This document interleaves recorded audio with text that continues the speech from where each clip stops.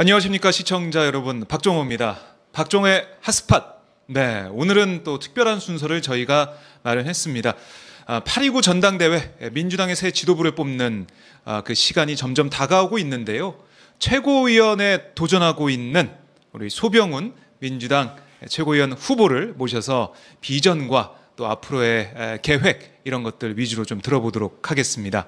안녕하십니까 의원님. 네, 반갑습니다. 네, 소병훈입니다. 네, 소병훈 의원님.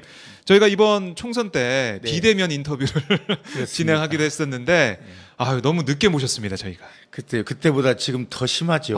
그러니까 너무 걱정이에요. 그래도 불러주셔서 고맙습니다. 네, 우리 국민들의 힘으로 또 이 고난도 이겨낼까 생각을 하고요. 우리 소병훈 의원과 함께 최고위원 후보에 또 출마하셨으니까 어떤 비전을 가지고 있는지 제가 하나하나 짚어보도록 하겠습니다. 자, 의원님 이번에 최고위원에 출마를 하셨어요. 네. 제가 들어보니까 이번 선거가 특히 최고위원 선거는 많이 치열하다 이런 얘기 듣고 있는데 출마의 변부터 좀 듣고 싶습니다. 네. 많은 분들이 거의 같은 말씀 하시는데요. 네. 정권 재창출. 맞습니다. 아마 후보자만이 아니고 우리 민주당 당원 그리고 지지자들이라면 모두가 원하는 일일 겁니다. 저 역시 정권 재창출이 꼭 필요하다. 네. 그걸 이제 처음 내걸었는데요. 네. 어떻게 할 것이냐 정권 재창출을. 그래서 저는 이제 문재인 정부 후반부를 성공적으로 마무리해야 된다. 그래서 그 성공적으로 마무리하는 일을 한번 해보겠다. 그런 거고요. 네. 그럼 어떻게 마무리를 할 건데 이렇게 말씀하실 텐데. 그렇죠. 지난 2년 동안 제가 주요 당직을 맡으면서 그 최고위에 계속 거의 빠지지 않고 출석을 했습니다. 네. 그러면서 거기서 이제 좀 주의 있게 봤던 것이 아무래도 그 우리 정부가 잘하려면 당정청의 관계가 원활해야 되겠다. 네. 그리고 뭔가 그 국민들에게 뭐 실망스러운 일이 생기거나 이런 건 그 당정 간에 약간의 그 마찰이 있을 때, 네. 정책에 약간 그 혼선이 있을 때 국민들께서 실망하더라. 그걸 제가 이제 쭉 봐왔기 때문에 네. 이 후반부에는 제가 그 부분을 좀 당정청 관계를 원활하게 하는데 역할을 하겠다. 다만 지금 당청 관계는 어느 때보다도 돈독합니다.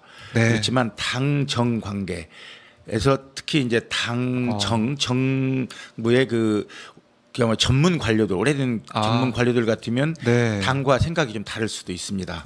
그런 부분을 전문가들은 좀 고집을 하는데 그런 부분을 설득하고 그리고 국민을 직접 만나는 우리 당에서 네. 좀 더 적극적인 역할을 해야 되겠다. 그러려면 그것을 쭉 지켜보면서 어떤 변화가 있었는지를 보아온 저 소병훈이 꼭 필요하다 이런 생각을 우선 했고 그다음에 이제 국회에서 지금 함께 활동하는 의원님들이 꽤 있습니다. 한 그룹으로 그 이제 민주주의자 김근태 선배와 함께 해왔던 80년대부터 민주화운동부터 함께 해왔던 그 의원님들인데요. 이제 이분들이 저에게 그 출마를 권유했습니다. 이 시기에 그 소병훈 의원이 가서 그 지도부에서 한 역할을 해주면 좋겠다. 그래서 제가 그분들의 그 뜻도 받았습니다. 그렇군요.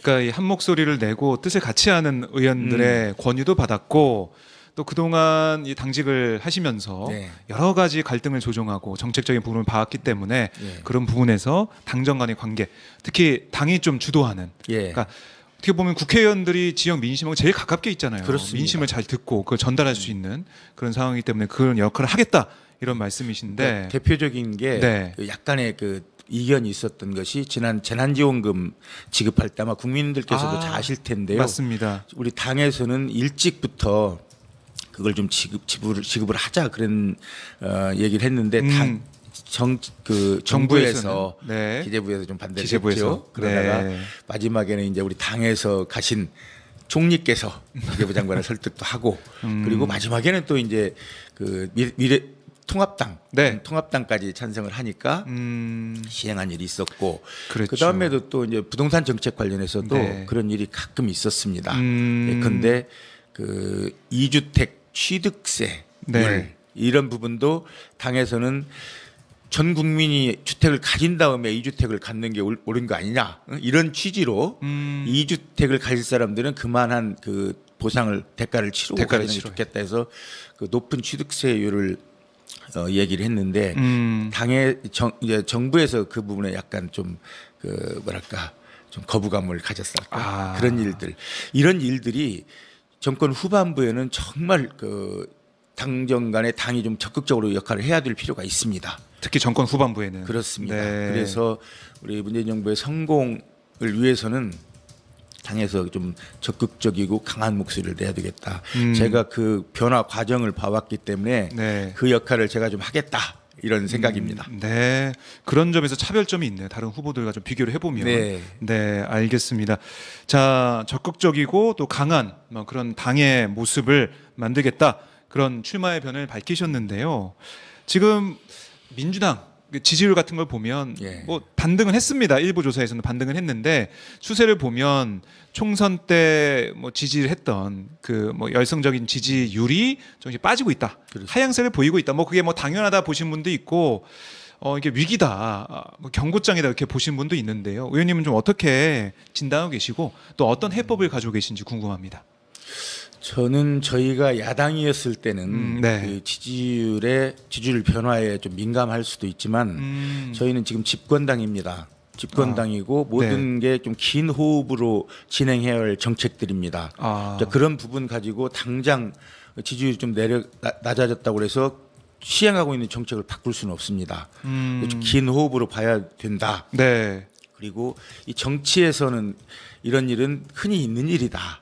뭐냐면 그 지지율의 등락은 마치 그 바다에 떠 있는 그 어부에게 오는 파도와 같은 거라는 생각을 합니다. 그래서 네. 파도가 셀 때는 그 센 파도를 넘어가야 되고 잔잔할 때는 그 센 파도가 올 때를 준비해야 되는 것이고 이런 그 생각을 하기 때문에 네. 저는 여기에 일희일비해서는 안 된다. 그 옆나라 그 속담에 그런 게 있습니다. 초보 어부는 태풍을 두려워하고 네. 노련한 어부는 안개를 두려워한다. 이런 게 있습니다. 그러니까 어떤 뜻인가요? 적어도 그 초보 그러니까 태풍을 두려워하는 정당 같으면 그 지지율의 등락에 따라서 막 그 대처를 해야 되겠지만 적어도 노련한 어부 네. 안개를 두려워한다면 앞이 안 보이는 게 가장 어려운 거거든요. 그러니까 예측 가능한 정치를 해야 된다. 집권당이라면. 그래서 저는 그런 생각을 합니다. 우리 당이 그 예측 가능한 정당으로 가기 위해서는 이번에 그 국민들께서 주신 176석의 의석을 네. 어떻게 그 국회에서 작용을 할 수 있느냐. 이것이 앞으로 그 국민들께서 우리 민주당을 평가할 때 네. 어떤 그 큰 변화를 만들 수 있는 그 요소가 될 것이다. 저는 그렇습니다. 176석의 그 의석은 네. 저는 책임 정치를 하라는 국민의 뜻으로 받아들이고 있습니다. 그래서 과연 지금 불과 석 달 지났지만 네. 그 2, 3개월 동안에 우리가 과연 국민들의 뜻을 제대로 받들었는가. 그런 점도 예. 그 한편의 그 지지율에 영향을 줬을 수도 있다. 다만 우리 당에서 지금 발견하지 못하는 그런 잘못, 말이나 행동이나 그다음에 당 밖에 우리 당 구성원들의 일들 네. 이런 일들은 깊게 생각하고 사실을 밝히고 그리고 다시는 이런 일이 일어나지 않도록 그건 철저하게 준비해야 된다. 그 역할도 제가 최고위원이 되면 하겠다. 이런 말씀 드리겠습니다. 그러니까 이 176석이라는 민심 네. 이걸 어떻게 해석하고 받아들이냐 여기에 따라서 또 민심도 반응하고 그게 또 지지율에 반영되기도 할 텐데요. 지지율이라고 쓰고 사실 사람들은 부동산이라고 읽기도 하죠. 그렇습니다. 부동산 정책에 대해서 여기에 대한 혼선 때문에 지지율이 많이 빠졌다 이런 지적도 뭐 언론 통해서 많이 나오고 있는데요. 의원님은 이거 좀 어떻게 받아들이고 계십니까? 저는 그 현실, 그러니까 현상을 정확하게 국민들께 전달하는 게 참 필요하겠다는 생각을 최근에 합니다. 네. 왜냐하면 제가 최근에 그 몇 번 그 발언을 했다가 이게 발언이 앞뒤 잘리고 나오는 모습을 보면서 예. 이건 진짜 우리 정책 자체가 이런 식으로 국민들에게 알려진다면 정말 위험하다. 이런 생각을 했기 때문에 네. 그 제대로 알리는 것이 필요하다. 저는 그래서 지난번 국회에서도 우리 국토위 보고할 때 네. 정부에 그런 요구를 했습니다. 밖에서 정책 실패 그런 얘기를 하는데 네. 꼭 정책 실패라고 생각하지 말고 혹시 설득의 실패가 없었는지 국민 설득을 실패하지 않았는지를 생각해봐라. 그래서 우리 정부가 내는 정책이 왜 잘못됐는지, 왜 진전이 안 됐는지를 좀 알았으면 좋겠다. 네. 그러니까 과거에는 부동산 정책 같은 경우도 뭐 20번 넘게 정부 정책이 나왔다는데 예. 그것이 왜 실패했다고 할까? 사실은 그런 정책은 국회에서 입법으로 그걸 지원을 해줘야 되는 부분들입니다. 법으로. 네, 20대 국회 때 안 됐죠. 근데 안 됐습니다. 예. 그래서 도대체 일 좀 해라. 이런 네, 뜻으로 맞아요. 저는 176석 주시지 않았나 싶은데요. 맞습니다. 예. 네, 일 좀 하는 모습. 국회의원들 보면은 사실 다른 데서는 무노동 무임금인데 국회는 뭐 압니다. 다 뭐 일은 하고 있는 건 그래요. 저는 잘 알고 일은 있지만 다 국민들이 하고 볼 있습니다. 때는 법안 통과가 돼야 되는데 그게 안 되니까. 그래서 이번 국회에 들어와서 부동산 관련 법이 처리가 될 때 뭐 언론에서는 밀어붙이기다 이런 얘기를 많이 하고 있지만 민주당 지지자들은 정말 일을 하고 있구나 이런 말씀도 하셨거든요. 제가 국토위 상임위원인데요. 네, 맞아요. 거기에서 이번에 부동산 임대차 3법이 통과됐습니다. 맞습니다. 그 과정을 보면서 20대 국회에서는 꿈도 꾸지 못했을 광경이었다. 20대 국회였으면은 계속 논의하고 있겠죠, 예, 지금도. 그러면 그게 18대부터 시작된 법안이거든요. 예, 임대차 3법이 예. 20대까지 왔는데 논의하다가 결국 또 가라앉으면 거봐라 저기 안 되는 법이다 해가지고 또 임대차 시장이 굉장히 혼란스러워질 수 있습니다. 그렇지만 이번에는 안 될 것이다라는 생각한 그 일부 세력들에게 우리 당이 그걸 176석의 힘으로 우리 서민 어려운 그 임차인들을 위해서 통과를 시켰습니다.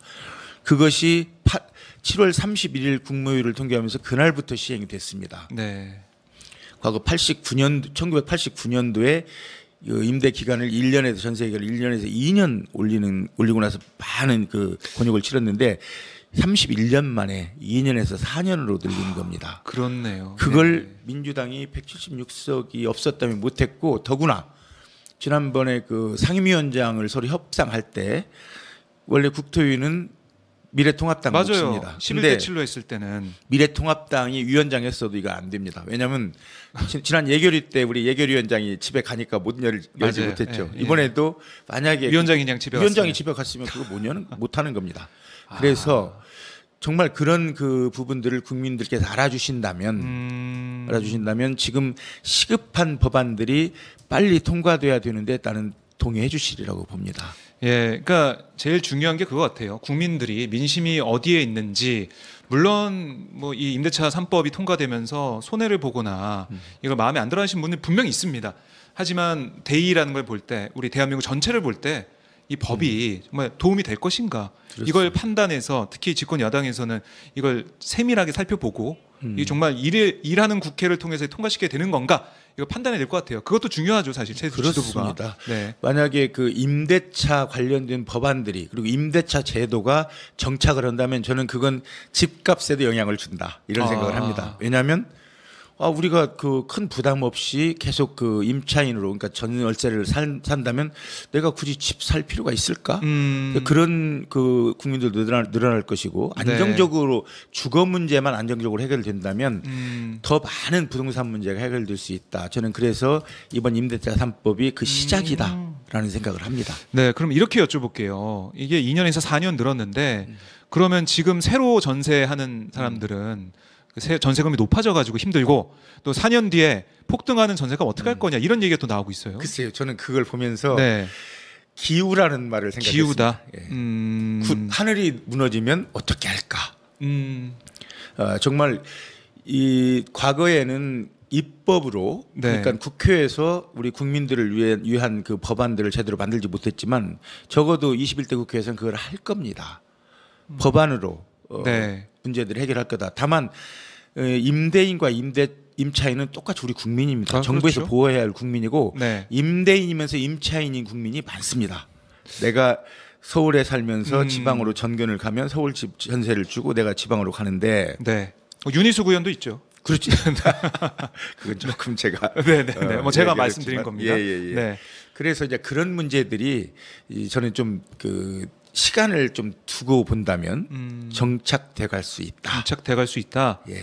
그러면 그러니까 4년 뒤에 폭등하는 그런 상황은 없을 것이다. 그런 일은 절대로 없을 것이다. 절대로 없을 것이다. 왜냐하면 또 전세가가 사실은 이제 폭등을 하려면 주변 주변 시세도 있지 않습니까? 그리고 지금 정부에서 그리고 우리 당에서 저도 이제 국토이기 때문에 준비를 할 게 예컨대 이제 표준계약서 같은 걸 만들 필요가 있습니다.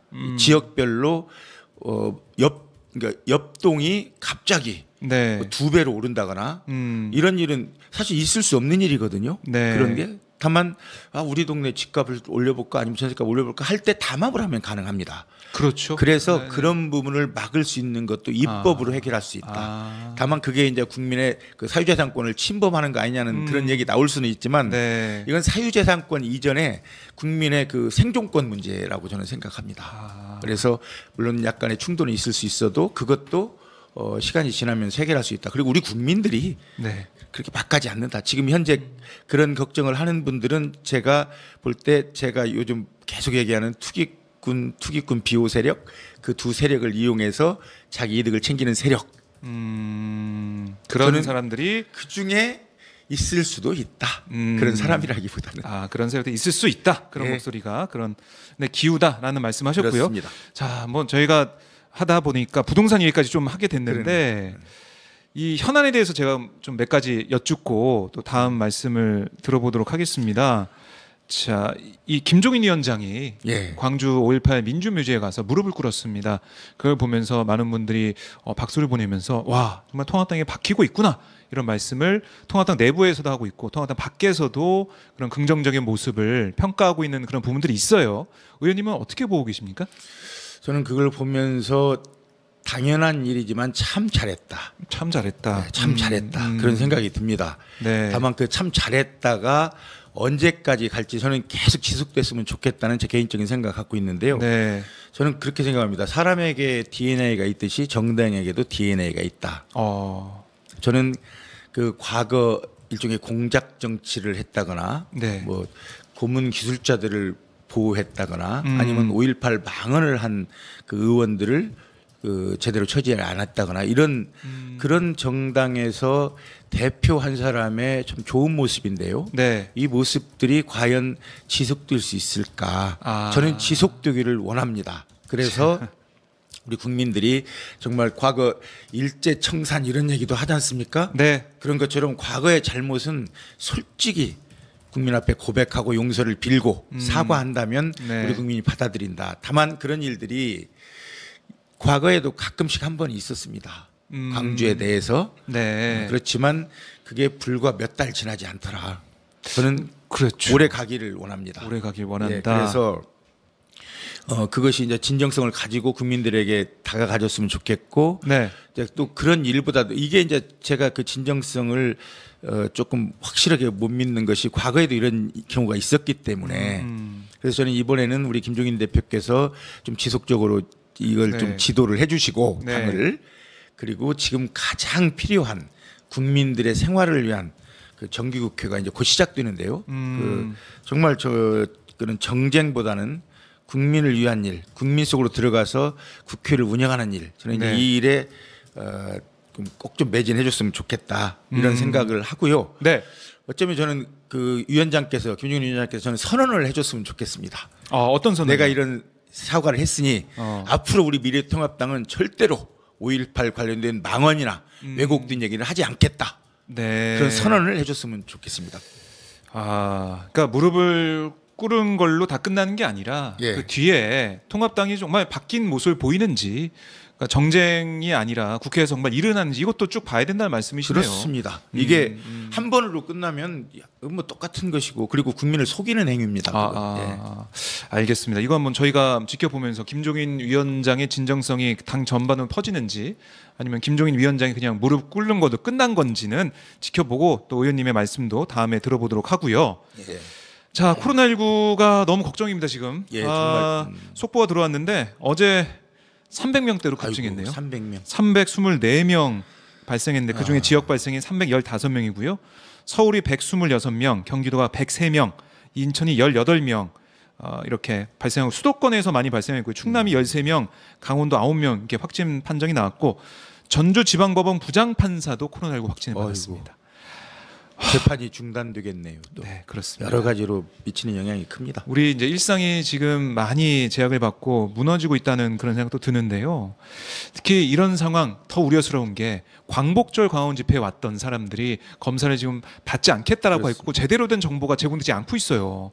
사랑제일교회와 연관된 이런 확진자, 집회와 연관된 확진자가 늘어나면서 너무 걱정입니다. 전국적으로 퍼질까봐. 이 상황 좀 어떻게 보고 계십니까? 그 8.15 그 집회가 끝나고 나서 이제 물론 그 정당 간 그러니까 우리 통합당의 그 일부 네. 전현직 의원들 참여하고 그래서 거기에 대해서 이제 저도 한마디 한 적이 있는데요. 네, 네. 근데 그것을 바로 받아서 우리는 관계 없고 뭐 참게하지 않았고 이런 얘기를 하는 걸 보면서 이건 좀 심각하다. 광화문 집회를 그 연 사람, 그러니까 집회 승인을 받은 사람이 그 통합당의 당협위원장입니다. 네. 그리고 거기에 참석한 당협위원장들이 몇 분 계십니다. 현역 의원도 있었고. 네. 그렇다면 적어도 그 통상적으로 보면 당협위원장이 주최하는 그 집회에는 당원들도 갑니다. 그렇죠. 혼자 가진 않겠죠. 그렇습니다. 네. 그 지역위원회에 아마 당원들이 갔을 거라고 저는 생각을 하는데 이제 그건 확인이 안 됐습니다만은 네. 그렇다면 당협위원장 몇과 그 과거 지자체장 단체장도 왔었다는데 그리고 현역 의원 그렇다면 그건 당 전체의 그 집회는 아니더라도 일단 당이 참여한 집회고 당이 주도한 집회라고 봐야 됩니다. 그 자리를 열었기 때문에 네. 그리고 그 자리에 전광훈 목사가 참석을 한 겁니다. 그렇죠. 그렇다면 거기에서 이제 과거 전광훈 목사와의 인연을 얘기한다는 것보다 이 사람이 과거에 우리 당과 함께 했었다는 것 정도는 얘기를 해야 됩니다. 인정해야 되고 네. 잘못했다. 근데 저는 그렇게 생각했습니다. 이 전광훈 목사라는 분이 지난 1년 동안 집회를 쭉 진행되어 오는 걸 보면 거의 작은 새에서부터 큰 어미새가 되는 과정. 그러니까 날개를 달게 되는데요. 그 날개를 달아준 것이 통합당이다. 그건 누구도 네. 부인하지 못할 네. 겁니다. 그래서 제가 어느 자리에서 그 전광훈 목사를 만든 건 네. 파라리 통합당이다. 서정주 시인이 23살 때 쓴 시 중에 나를 만든 건 파라리 바람이었다라는 그 아름다운 시를 썼는데 네. 저는 전광훈 목사를 만든 건 파라리 통합당이다. 그건 누구도 부인하지 못한다. 네. 그래서 통합당은 이번 케이스에는 정말 유구무원이라는 얘기를 해야 되고 석고대죄를 해야 된다. 지금 정말 이건 거의 전쟁보다도 더 불안한 상황 아니겠습니까? 네. 저는 이 사람들이 코로나 방역에 방해하는 걸 넘어서 어쩌면 우리나라 그 K 방역의 실패를 원하는 게 아닌가 하는 생각이 들 정도로 아주 집요하게 우리 정부 방역에 방해를 하고 있습니다. 그리고 엊그제 그 포천에선가요? 보건소 직원이 그 조사하러 갔더니 껴안았죠. 저는 이건 코로나 바이러스다 스스로 과거 일제가 가미가제 특공대식으로 내리꽂듯이 네. 이 현상만은 거의 코로나 바이러스 스스로 코로나 바이러스가 된 거다. 이걸 뭐 지금 그 잘잘못을 따지자는 건 아닙니다. 적어도 그 정도는 인정하고 그리고 그 함께하는 사람들에게 당에서 과거에 우리가 함께했었지만 그리고 과거 우리들이 당신들과 네. 그 함께했었지만 이번에는 차원이 다르다. 모두 가서 검사를 받아달라. 그런 일도 그렇게, 통합당이 앞서서 해야 된다. 그러니까 지금 정부의 방역이 실패한 거다라면서 정부 책임론을 계속 부각시키려고 하는 것 같아요. 네. 근데 제가 개인적으로 보면 사실 이 방역이라는 게 정부가 혼자 한 게 아니거든요. 그렇습니다. 우리 국민들이 해 오신 거예요. 근데 그 방역의 노력이나 이런 걸 부정한다? 그럼 제가 볼 때는 국민들의 노력을 부정하는 게 아닌가 생각도 들더라고요. 그러니까 이 정부에서 한 일은 네. 어떤 그 프로그램을 만든 일이지 그렇죠. 거기에 참여한 건 자원봉사자, 의사, 네. 간호사 이런 사람들이 그야말로 국민이 연대했기 때문에 이런 일이 발생한 겁니다. 그래서 네. 외국에서도 가장 먼저 지적한 게 국민의 연대, 협조 네. 이런 거였거든요. 맞아요. 근데 마치 이걸 정쟁으로 삼아서 정부에 반대하는 그러니까 K 방역이 실패해야 문재인 정부가 실패한다. 물론 이제 제 입장은 뭐 다른 당의 입장과 다르겠지만 네. 저는 그렇게까지 생각될 정도입니다. 최근에 그 사랑제일교회 하는 행위를 보면 네. 이건 심각할 정도를 넘었다. 이런 것들이 일어나지 않기 위해서 뭐 당내에서도 뭐 정청래 의원을 포함해서 여러 가지 법안들이 지금 준비가 네. 되고 있는 걸로 알고 있는데요. 저희 아까 보니까 실시간도 후원해 주신 분도 있습니다. 슈퍼챗으로 민주당 강하게 단호하게 개혁하라 이런 미미님께서 또 실시간 후원도 고맙습니다. 해주시면서 민주당 응원해주고 계시고요. 어쨌든 민주당이 어떤 중심을 잡고 어떻게 해 나가는지는 많이 보시는 것 같고요. 이거 한번 여쭙고 싶어요. 광복절 경축식에서 김원훈 광복회장이 친일청산 발언했는데요. 통합당이 편가르기다. 뭐 김원훈 회장을 향해서 사퇴해라. 여러 가지 비판을 뭐 여러 의원들 뭐 당내 논평을 통해서 발표를 하고 있습니다. 의원님 좀 어떻게 이 발언 들으셨어요? 저는 그런 발언들을 보면서 네. 이분들이 그 경축사의 전문을 읽어봤나? 저는 전문을 읽지 않았다는 생각이 들었습니다. 네. 그리고 전문을 보게 되면 저는 우리나라 광복회 회장으로서 네. 오히려 부족할 점만큼 완곡하게 과거 친일 잔재가 청산되지 않았다. 우리나라는 아직도 미광복 상태다라는 뜻을 국민들에게 말씀드린 게 아닌가 싶습니다. 네. 당장에 어떻게 하라는 것보다도 그런 그 뭐랄까요 경각심을 불러주고 있는 건데요. 저 자신도 지난 20대 국회에서 제가 행정안전위원회 위원이었는데요. 네.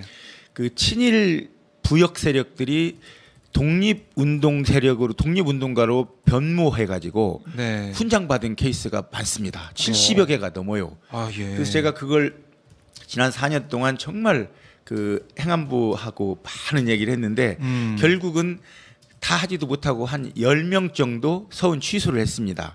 4년 동안 10명. 예, 네. 10명 정도. 이제 저는 21대에서는 그게 더 많아지리라고 보는데요. 저는 그 부분도 이번 그 김원웅 회장의 경축사에 들어있다. 네. 그런 부분 정말 우리가 할 수 있는 건 하고 넘어가자. 모든 국민이 그 동의할 수 있는 일. 과거 그 일제 예컨대 그 부역했던 사람이 독립운동가로 독립 포장을 받으면 되겠습니까? 그 말도 안 되는 그 일이죠. 증명이 된 일이거든요. 과거 네, 네. 그 역사문제연구소인가요? 거기에서 이미 다 증명을 했는데도 그분들을 아직 서운 취소를 못 하고 있습니다. 정부에서. 야, 이것부터 좀 바로 잡는 일이 있어야겠네요. 그렇습니다. 네. 그러니까 일부 언론에서는 집요하게 지금 이분을 추적을 하는데도 그리고 모든 자료를 주는데도 않고 있습니다. 제가 뉴스타파의 그 기사를 보면서 네. 시작을 했습니다. 그러셨군요. 네. 그러니까 이 부분들 특히 이제 광복회장으로서 할 수 있는 얘기 또 완곡하게 표현했다고 하셨는데 친일 청산이란 거는 글쎄요 이거는 반대할 국민이 없을 것 같은데 제가 그렇죠. 볼 때는 그러면서 이제 자꾸 곁다리를 걸고 넘어지는데요. 지금 뭐 파묘를 해야 되느냐? 그건 아직 김원웅 회장 입에서는 파자도 나오지 않았습니다. 근데 그렇게 앞서가요. 물론 네. 우리 그 국회의원 중에 그런 법안을 내는 분이 있습니다. 김홍걸 그리고 의원에서. 그런 네. 법안 내는 건 국회의원들의 의무입니다. 법안 내고 그걸 또 국회에서 논의해가지고 그렇죠. 거기서 정제 작업을 거치는 거 아니겠습니까? 국회의원들 그러면은 뭐 이런 건 내면 안 된다 이게 정해진 것도 없잖아요. 그렇습니다. 네. 그리고 그걸 국회에서 통과가 또 돼야 되는 거고. 그런데 그렇죠. 그걸 가지고서 그 광복회장의 경축사와 연결시킨다는 건 이건 나가도 한참 너무 많이 나갔다. 오버한다. 그래서 저는 전문을 좀 읽어보시라고 권하고 싶습니다. 네. 그러니까 그런 거죠. 그러니까 메시지보다 메신저를 공격하는 이른바 김원웅 그렇습니다. 회장의 과거 뭐 행적 이런 걸 손가락만 보는 거죠. 네 그렇게 해를 보라는. 부분. 그러니까 친일 청산이라는 그 주요 핵심 메시지를 봐야 된다 이런 말씀이신데요. 자 저희가 뭐 현안에 대해서 좀 들어봤는데 현안에 대해서 참 물어보고 싶은 게 많습니다. 하지만 저희 뭐 시간도 한 군데 있고요. 또 여쭤보고 싶은 게 많기 때문에 제가 공약을 보면서 좀 눈에 들어왔던 게 바로 청년들이 꿈꿀 수 있는 사회라는 부분이 눈에 들어오더라고요. 저도 지금 당 기준으로 하면 아직 청년입니다. 45세. 45세가 안 돼서 청년인데 청년들이 꿈꿀 수 있는 사회 이걸 구체적으로 한번 풀어주세요. 이 방안이 뭔가요? 저는 우선 청년이 꿈꿀 수 있는 사회라는 건 저는 청년이 참여하는 사회 예, 그렇게 보고 싶습니다. 왜냐하면 네. 우리 청년들은 이 어른들이 그러니까 자기보다 윗세대들이 자기들 마음대로 모든 걸 해놓고 네. 지금 우리 이렇게 어려운데 우리는 돌아보지 않는다 그런 일부의 그 지적도 있습니다. 2030이 많이 힘들어하고 그렇다고 예, 하더라고요. 그래서 저는 그 2030이 직접 참여했으면 좋겠다. 우리 당에도 그런 이제 특별위원회를 만들고 예를 들면 우리 민주연구원 같은 경우에도 이제 청년위원회 특별위원회 같은 걸 만들어서 사실은 이제 민주연구원에 들어오는 국고 보조금이 꽤 됩니다. 네. 거기에서 제가 이제 공약한 건 대략 5% 정도를 그 위원회에 배정하고 거기에서 계속 연구, 검토, 토론하면서 정책을 만들어낼 수 있도록 네. 물론 전제는 청년들이 직접 참여하는 겁니다. 네. 그래서 그런 부분 그리고 이제 구체적으로는 이게 이제 시간이 좀 걸리겠지만 그 청년 임대주택 같은 부분들 실생활과 관련된 물들을 우리가 만들어 주어서 청년들이 그야말로 그 먹고 사는 문제에 대한 걱정을 떠나서 네. 뭔가 그 미래를 전망할 수 있는 그런 어떤 환경을 만들어 주자. 그게 이제 제 공약의 뜻입니다. 네. 그러니까 청년들이 사실 어떻게 보면은 기성세대가 청년들을 글쎄요. 뭐 제가 볼 때는 약간 좀 배제해 놓지 않았나.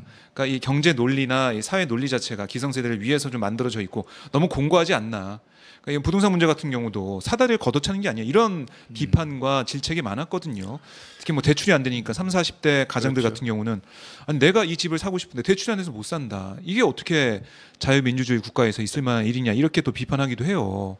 그런 문제들을 네. 사실은 이제 우리 당이나 정치권에서는 직접 본인이 느끼질 못합니다. 그렇죠. 그래서 이번에 다행스러운 것이 이제 20대, 30대 의원들이 국회에 들어왔는데요. 맞습니다. 이제 그분들이 아마 저희가 이해하지 못할 정도의 정책들을 이런 부분을 다 내놓으라고 봅니다. 청년들을 위한. 청년들을 그래서 위한. 저는 그분들의 그 어떤 지원군 노릇을 하고 싶다. 제가 지난 그 2년 동안 당직을 하면서 사실은 청년위원회, 대학생위원회 이 부분에 장애인위원회 네. 이 부분을 굉장히 제가 좀 뭐랄까 함께 했고 네. 여러 그 위원회에 이렇게 함께 할 수 있도록 조직 담당자로서 그런 일을 많이 했습니다. 네. 그래서 그렇게 했을 경우에 저희가 예컨대 뭐 조강특위 같은 데에서도 청년이 들어오니까 우리들이 그 보통 정치권에서는 할 수 없는 네. 직접적으로 지적하는 얘기들 이런 얘기를 하거든요. 이번에도 아주 국회에서도 네. 우리 위원회에서도 아주 그동안에 없었던 일이 하나 있었습니다. 네. 혹시 들으셨는지 모르겠는데 어떤 건가요? 간사 선임할 때 네. 저 미래통합당 간사 를 선임하는데 그러면 간사는 서로 이제 양당 간에 당에서 결정해서 형식적으로 위원회에서 이제 통과를 시키는 그렇죠. 건데 예, 예. 거기서 우리 이의 있습니다. 손을 들고 네. 자기는 반대합니다. 어. 그런 그 얘기를 아주 강하게 한 의원이 있었습니다. 그래요? 예, 한번 찾아보시면 그래서 저도 깜짝 놀랐습니다. 저 얘기들이 이 청년들이 할 수 있는 얘기다. 그리고 저 얘기들이 국회를 밖에서 봤던 그리고 그렇죠. 밖에서 볼 때 국회에 문제가 있다고 생각했던 그런 사람들이 국회에 들어서 할 수 있는 일이다. 저는 이제 많이 바뀌리라고 봅니다. 앞으로 국회도. 네. 그러니까 지금 관행적으로 해왔던 일들이 네. 청년 의원들을 볼 때는 왜 이렇게 해야 되지? 그렇습니다. 이의가 있는데 왜 이걸 이렇게 깨지고 여야 있습니다, 간사를 지금. 맞아요. 그러니까 정말 청년들이 국회에 들어오니까 청년들의 시각으로 눈으로 보면서 잘못된 관행이나 이런 것들 고쳐 나가는 그런 모습. 또 청년 국회의원들이 있으니까 청년들의 목소리를 대변하는 그런 상황. 그리고 당에서도 청년들을 위한 그런 위원회를 만들어서 예산을 주면서 실질적으로 할 수 예산을 있는 이제 직접 것들을 줄 겁니다. 그 5%면 꽤 큰 예산일 텐데요. 예산이에요. 예, 그것을 이제 직접 주면서 네. 저희가 이제 그 청년들을 참여시키고 그리고 청년 정책을 이제 제대로 된 게 당사자들이 만드는 정책을 한번 만들어 보자. 당사자들이 만든 정책. 기대가 됩니다. 이제 그게 거기서 위원회에서 끝나는 게 아니라 그게 입법이 되고 정책이 돼서 일하는 국회에서 정말 이게 통과가 됐으면 좋겠네요. 그게 이제 제가 최고위원이 돼야 시작할 수 있는 거예요. 알겠습니다. 조건을 달아주셨고요.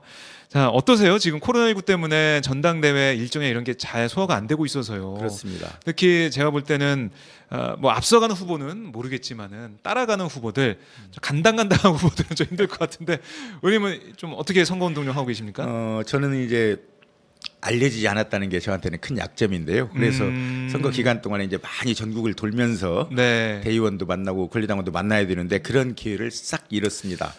그래서 저로서는 지금 이제 직접 전화를 하거나 이렇게 해야 되는데 그 전화 길게 할 수도 없습니다. 그렇죠. 전화라는 게. 그 부분이 사실 좀 조금 어렵기는 한데 아까 네. 처음에 말씀드린 그 우리 민평년을 함께하는 우리 의원님들이 네.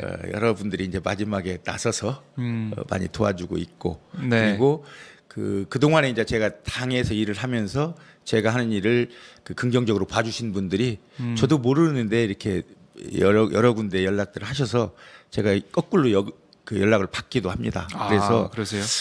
제 생각에는 이제 맞으면 갈수록 아주 좋아지지 않을까.